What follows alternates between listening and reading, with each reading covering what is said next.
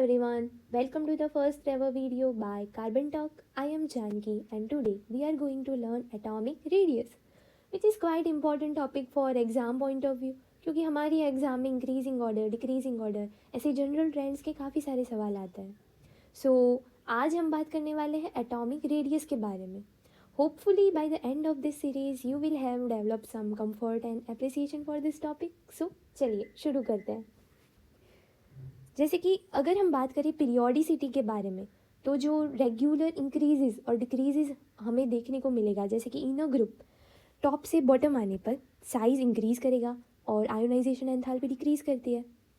जैसे कि पीरियड के बारे में बात करें तो लेफ़्ट से राइट जाने पर एटॉमिक साइज़ डिक्रीज करेगी. ये जो हमें रेगुलर पैटर्न दिख रहा है जिसे हम पीरियोडिसिटी कहते हैं. और फिजिकल प्रॉपर्टीज़ हो गई जैसे कि atomic size, ionisation enthalpy, electron gain enthalpy, electronegativity, इसके बारे में हम बात करेंगे. आज हम देखेंगे एटॉमिक रेडियस के बारे में. So what is the meaning of atomic radius. अगर हम कोई न्यूक्लियस ले, न्यूक्लियस से आउटर मोस्ट शेल का ये जो डिस्टेंस है इसे हम क्या कहेंगे, एटॉमिक रेडियस. अगर हम कोई मल्टी इलेक्ट्रॉन सिस्टम काउंट करें, जैसे कि इसका ये n=2 हो गया और इसके अंदर भी एक इनर शेल होगी n=1, ये सब शेल है. अगर हम इनर शेल में 2 इलेक्ट्रॉन लें और आउटर शेल में 1 इलेक्ट्रॉन कंसिडर करें, तो ये जो न्यूक्लियस है वो आउटर शेल पर अट्रैक्शन फोर्स लगाएगा. एट द सेम टाइम ये जो इनर शेल के इलेक्ट्रॉन है ना, ये आउटर शेल के इलेक्ट्रॉन पर रिपल्शन भी लगाएंगे बाहर की तरफ. और ये इनर शेल के इलेक्ट्रॉन है ना, ये आउटर शेल का जो नेट अट्रैक्शन है उसे डिक्रीज करेंगे ना. जैसे कि ये इनर शेल एक शील्ड की तरह बिहेव करेगा. जो आउटर शेल के इलेक्ट्रॉन के अंदर जितना अट्रैक्शन लग रहा है उतना ही बाहर की तरफ रिपल्शन भी लगाएगा. और इसी वजह से इसका जेड इफेक्टिव भी डिक्रीज करेगा. अभी जेड इफेक्टिव किसे कहेंगे, तो ये जो आउटर शेल का इलेक्ट्रॉन है इस पर अगर हम नेट अट्रैक्शन काउंट करें, जैसे कि अट्रैक्शन और न्यूक्लियस के द्वारा लगाया गया अट्रैक्शन और इनर शेल के इलेक्ट्रॉन द्वारा लगाया गया रिपल्शन, इन दोनों को अगर कंसीडर करें तो इसका जो नेट चार्ज होता है जिसे हम कहते हैं जेड इफेक्टिव, जो जेड माइनस सिग्मा के बराबर होगा, जहाँ पर जेड रिप्रेजेंट करेगा न्यूक्लियर चार्ज को यानी कि नंबर ऑफ प्रोटॉन्स को, और सिग्मा रिप्रेजेंट करता है शील्डिंग कांस्टेंट या स्लेटर्स कांस्टेंट को. इन अ पीरियड बात करें तो लेफ्ट से राइट जाने पर जेड इफेक्टिव इंक्रीज करेगा. लेकिन क्या हम ऐसे आइसोलेटेड एटम के बारे में एटॉमिक रेडियस निकाल सकते हैं, तो नहीं निकाल सकते, क्योंकि इलेक्ट्रॉन वेव नेचर भी शो करेगा. अभी इलेक्ट्रॉन वेव की तरह बिहेव करेगा तो उसका जो पोजीशन है उसका हम एग्जैक्ट वैल्यू नहीं निकाल सकते और उसकी पोजीशन उसकी प्रोबेबिलिटी पर डिपेंड करेगी. और इलेक्ट्रॉन के इसी ड्यूअल नेचर की वजह से हम कोई इंडिविजुअल एटम के बारे में एटॉमिक रेडियस कैलकुलेट नहीं कर सकते. इसी वजह से हमें 2 एटम या ज़्यादा एटम मिलकर जब मॉलिक्यूल का फॉर्मेशन करते हैं तो उस बॉन्डेड स्टेट या इंटरेक्शन स्टेट में हम उसका एटॉमिक रेडियस निकाल सकते हैं. जैसे कि कोवैलेंट रेडियस हो गया कि 2 एटम एक दूसरे के साथ इलेक्ट्रॉन शेयरिंग कर कर कोवैलेंट बॉन्ड का फॉर्मेशन करते हैं, राइट. और उन दोनों के बीच का इंटर न्यूक्लियर डिस्टेंस को अगर हम 1/2 कर लें तो हमें कोवैलेंट रेडियस मिलता है. लेकिन इसमें भी 2 कंडीशन होगी, जैसे कि होमोन्यूक्लियर एटम हो गया, जैसे कि H2Cl2, कि जिसमें दोनों ही एटम की इलेक्ट्रोनेगेटिविटी सेम है, इसीलिए यहाँ पर डिस्टेंस पर कोई चेंज हमें दिखने को नहीं मिलेगा. लेकिन अगर हम हीटेरोन्यूक्लियर एटम लें, जैसे कि HCl ले, जिसमें हाइड्रोजन पर डेल्टा पॉजिटिव चार्ज होगा और क्लोरीन पर डेल्टा नेगेटिव चार्ज होगा. क्लोरीन की इलेक्ट्रोनेगेटिविटी ज़्यादा है हाइड्रोजन से, इसी वजह से इसका जो इंटरन्यूक्लियर डिस्टेंस है उसमें हमें चेंज देखने को मिलता है, जिसका फॉर्मूलेशन हम दे सकते हैं DAB=RA + RB -0.9 को मल्टीप्लाई करना है उसके इलेक्ट्रोनेगेटिविटी चेंज से, right. Then second one is van der Waals radius. It is not actually a bonding, क्योंकि जैसे कि हम नोबेल गैस ले, नोबेल गैस या इनर्ट गैस, हीलियम हो गया, नियॉन हो गया, जिसमें एक स्टेबल इलेक्ट्रॉन कॉन्फ़िगरेशन देखने को मिलेगी, जिसकी वजह से ये कोवैलेंट बॉन्ड का फॉर्मेशन नहीं करता. ये एक दूसरे के साथ वीक इलेक्ट्रोस्टैटिक वैन डर वाल फोर्सेस से जुड़ा होता है, राइट. जैसे कि 2 हीलियम हो गए एटम, वो एक दूसरे के साथ वैन डर वाल फोर्सेस से जुड़े होंगे और इन दोनों के बीच का इंटरन्यूक्लियर डिस्टेंस को अगर हम 1/2 कर लें, जिसे हम वैन डर वाल रेडियस कहते हैं, right. Then metallic radius, metal ions एक दूसरे के साथ मेटल बॉन्ड से जुड़े होते हैं और उनका अगर हम स्ट्रक्चर देखें तो वो हमें क्रिस्टल लेटिस के फॉर्म में देखने को मिलेगा। जैसे कि सिल्वर एटम की अगर हम शीट लें तो जिसमें silver atom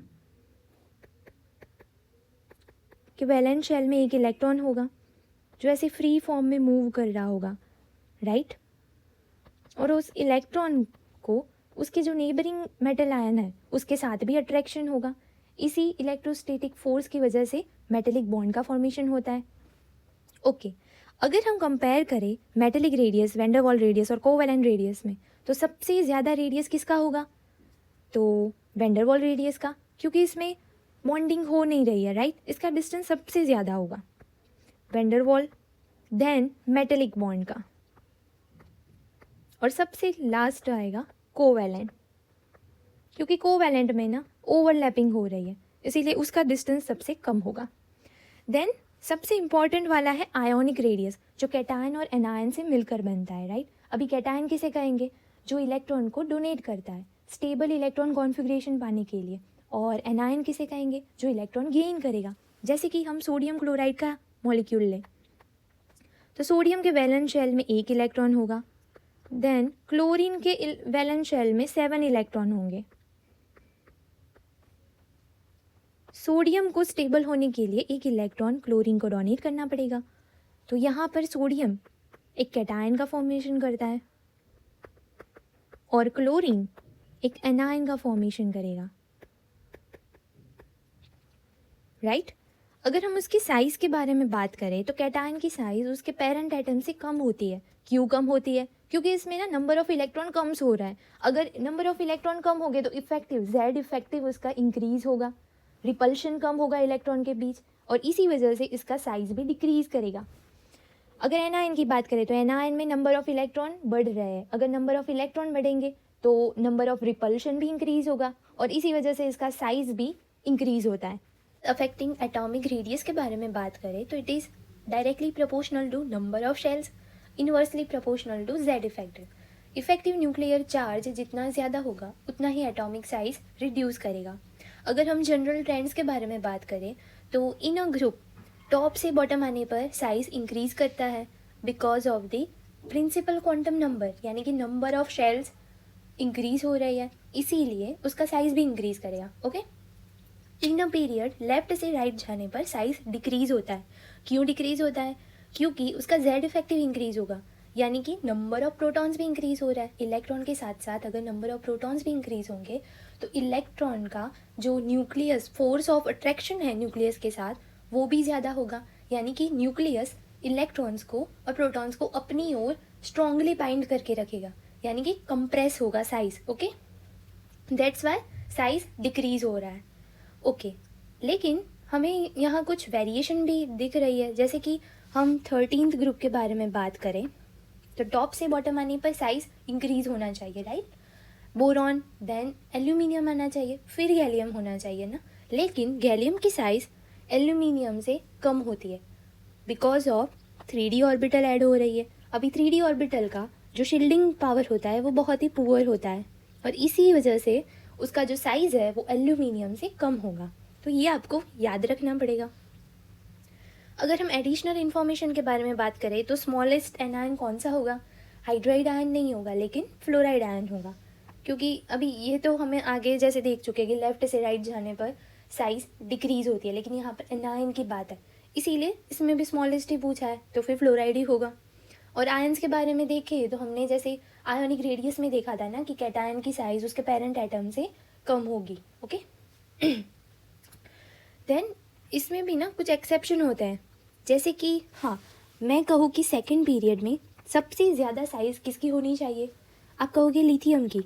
according to general trend lithium की होनी चाहिए, लेकिन ऐसा नहीं होता। लिथियम की साइज़ नियॉन से कम होगी। क्यों कम होगी? Because of van der Waals radius. हमने आगे जैसे कि देखा था ना कि जो नोबेल गैस यानी कि इनर्ट गैस होती है ना उसमें van der Waals radius count किया जाता है और इसीलिए उसका जो एटॉमिक साइज़ होगा वो as compare to other element उसका साइज़ ज़्यादा होगा, इसीलिए रेडियस भी ज़्यादा होगा। लेकिन ये बात ना सिर्फ सेकंड और थर्ड पीरियड तक ही वैलिड होगी। फोर्थ पीरियड में जैसे कि थर्ड पीरियड में देखिए कि सोडियम की साइज़ ज़्यादा होनी चाहिए, लेकिन आर्गॉन से उसकी साइज़ छोटी होगी क्योंकि वैन डर वाल रेडियस। लेकिन फोर्थ पीरियड में ना डी ऑर्बिटल ऐड हो रही है। अभी डी ऑर्बिटल का हमने देखा आगे, जैसे कि उसका शील्डिंग पावर होता है वो बहुत ही पुअर होता है, और इसी वजह से फोर्थ पीरियड में हम ऐसे वैन डर वाल रेडियस का काउंट नहीं कर सकते। ओके, अब हम कुछ PYQ सॉल्व करेंगे जो जेई मेंस एग्ज़ाम में कई बार पूछे जा चुके हैं एटॉमिक रेडियस को लेकर। जैसे कि पहला वाला देखिए कि एटॉमिक रेडियस का हमें ऑर्डर बताना है। आर्सेनिक, सल्फर, ऑक्सीजन और सेलेनियम है। अभी हमें पता है कि आर्सेनिक कौन से ग्रुप से बिलोंग करेगा, नाइट्रोजन फैमिली, यानी कि 15 ग्रुप से बिलोंग करता है, राइट। 15 में जैसे कि होगा nitrogen, phosphorus, arsenic, okay, antimony, bismuth. और ऑक्सीजन, सल्फर, सेलेनियम वो तो 16 ग्रुप के हैं, ऑक्सीजन, सल्फर, सेलेनियम। तो हमने आगे देखा जैसे कि लेफ़्ट से राइट जाने पर साइज़ डिक्रीज़ करेगा, तो ये तो ऑब्वियस की बात है ना, आर्सेनिक की साइज़ ज़्यादा होगी as compare to this 3 elements. Then in a group top से बॉटम आने पर साइज़ इंक्रीज़ होती है, यानी कि सेलेनियम की साइज़ ज़्यादा होगी, फिर सल्फर और फिर ऑक्सीजन। इससे अकॉर्डिंग का ऑप्शन है डी वाला, जिसमें आर्सेनिक की साइज़ सबसे ज़्यादा है, फिर सेलेनियम, फिर सल्फर, देन ऑक्सीजन, इसलिए डी ऑप्शन करेक्ट होगा। देन सेकंड वाला देखिए, द करेक्ट ऑर्डर ऑफ रेडियाइज, इसमें अभी नाइट्रोजन है, बेरिलियम है और बोरॉन है। तो नाइट्रोजन का हो गया 15 ग्रुप, बेरिलियम का सेकंड ग्रुप और बोरॉन का 13 ग्रुप। तो ऐसे अगर हम देखें लेफ़्ट टू राइट जाने पर, तो नाइट्रोजन का साइज सबसे कम होगा, फिर बोरॉन आना चाहिए, लेकिन बेरिलियम है, तो ये वाला गलत होगा। देन बी ऑप्शन देखें अगर, तो सोडियम, लिथियम और पोटेशियम तीनों ही फर्स्ट ग्रुप से बिलोंग करेंगे, राइट। सबसे पहला होगा लिथियम, फिर सोडियम और फिर पोटेशियम। सबसे पहला होगा पोटेशियम की साइज़ सबसे ज़्यादा होगी, फिर सोडियम की और फिर लिथियम की, लेकिन यहाँ पर बीच में लिथियम दिया हुआ है, इसीलिए ये वाला भी गलत हो गया। अगर सी ऑप्शन देखें तो फ्लोराइड, यहाँ पर हमें एनायन दिए गए हैं, इसमें हमने देखा था कि जितना नेगेटिव चार्ज होगा उतना ही एनायन की साइज़ ज़्यादा होगी, राइट। जैसे कि नाइट्रोजन वाला देखें तो नाइट्रोजन में 3 नेगेटिव चार्ज है, ऑक्सीजन में 2 नेगेटिव है और फ्लोराइड में 1 नेगेटिव है, यानी कि नाइट्रोजन वाला एनायन सबसे ज़्यादा होगा, फिर ऑक्सीजन और फिर फ्लोरीन। एज अकॉर्डिंग अगर लेफ्ट से राइट जाने पर भी देखिए तो नाइट्रोजन आता है पहला, फिर ऑक्सीजन और फिर फ्लोरीन आता है। ऐसे भी नाइट्रोजन की साइज़ ज़्यादा होगी, फिर ऑक्सीजन की और फिर फ्लोरीन की, ओके। तो ये वाला ऑप्शन करेक्ट हो गया।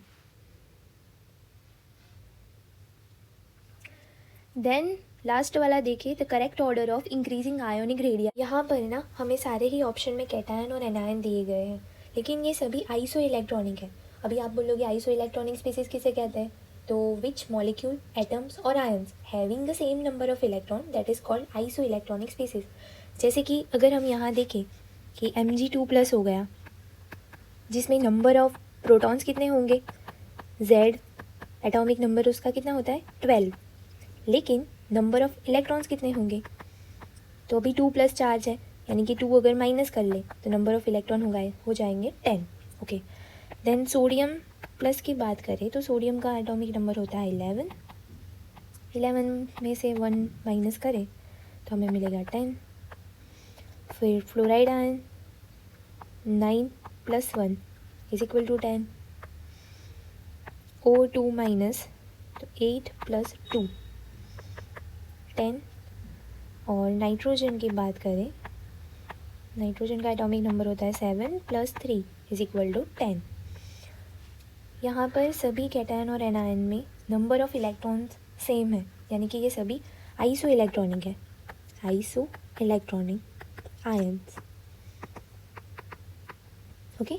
और यहाँ पर हमें कैटायन और एनायन की साइज़ देखनी पड़ेगी, जैसे कि हमने आगे आयोनिक रेडियस में देखा था ना कि कैटायन की साइज़ उसके पेरेंट एटम से कम होगी और एनायन की साइज़ उससे ज़्यादा होगी, और जितना पॉजिटिवली चार्ज कैटायन होगा उतनी ही उसकी साइज़ डिक्रीज़ करेगी, और जितना पॉजिटिवली चार्ज एनायन होगा उतनी उसकी साइज़ इंक्रीज़ करेगी।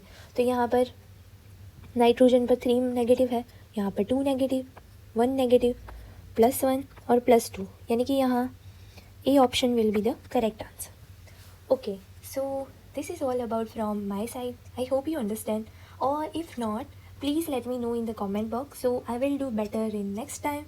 So happy learning and have a good day.